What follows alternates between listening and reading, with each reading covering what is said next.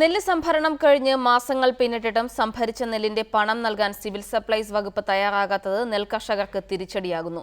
ഈ മാസം 21-ാം തീയതിയിലെ കണക്കനുസരിച്ച് സംസ്ഥാനത്താകെ 69 കോടി 57 ലക്ഷം രൂപയിലധികമാണ് കർഷകർക്ക് സർക്കാർ നൽകാനുള്ള കുടിശ്ശിക.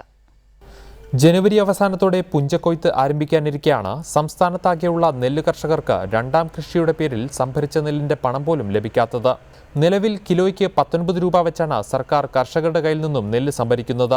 1 കിലോ നെല്ലിന് 21 രൂപ 50 പൈസ വീതം നൽകുമെന്ന് വാഗ്ദാനം ചെയ്തിട്ട് 3 മാസം കഴിഞ്ഞിട്ടും അതേക്കുറിച്ച് സർക്കാർ മിണ്ടുന്നു പോലുമില്ല. മുഖ്യമന്ത്രിയുടെ ജില്ലയായ കോട്ടയത്താണ് നെൽകർഷകർക്ക് ഏറ്റവും കൂടുതൽ പണം കിട്ടാനുള്ളത്. 25 കോടി 51 ലക്ഷം. കേരളത്തിന്റെ നെല്ലറകളായ പാലക്കാട് 24 കോടി 38 ലക്ഷവും ആലപ്പുഴയിൽ 17 കോടി 29 ലക്ഷം രൂപയുമാണ് സർക്കാർ കുടിശ്ശിക വരുത്തിയിരിക്കുന്നത്.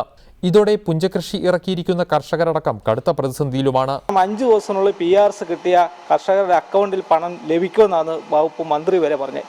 അപ്പോൾ ഇത്രയും ദിവസമായിട്ടും നെൽകർഷകരുടെ മാത്രം പണം ലഭിക്കുന്നില്ല.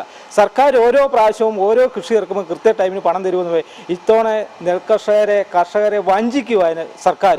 നെൽകൃഷിയുള്ള മറ്റു ജില്ലകളിലും വലിയ കുടിശ്ശികയാണ് സർക്കാർ വരുത്തിയിരിക്കുന്നത്. പാടത്തു നിന്ന് നെല്ല് സംഭരിച്ച് PRS രസീത് ലഭിക്കുന്നവർക്ക് 5 ദിവസത്തിനകം അക്കൗണ്ടിൽ പണം വരുമെന്ന സർക്കാർ പ്രചരണം നടത്തുന്നതിനിടെയാണ് നെല്ല് കർഷകരുടെ ഈ ദുരവസ്ഥ എന്നതും ശ്രദ്ധേയമാണ്. ഇത്തരത്തിൽ 60,111 കർഷകർക്കാണ് പണം ലഭിക്കാനുള്ളത്. ഈ മാസം അവസാനത്തിനുള്ളിൽ കുടിശ്ശിക തീർത്ത് ലഭിച്ചില്ലെങ്കിൽ എറണാകുളത്തെ പാഡി ഓഫീസിന് മുന്നിൽ ജനുവരി 1 മുതൽ നിരാഹാര സമരം നടത്താനാണ് കർഷകരുടെ തീരുമാനം.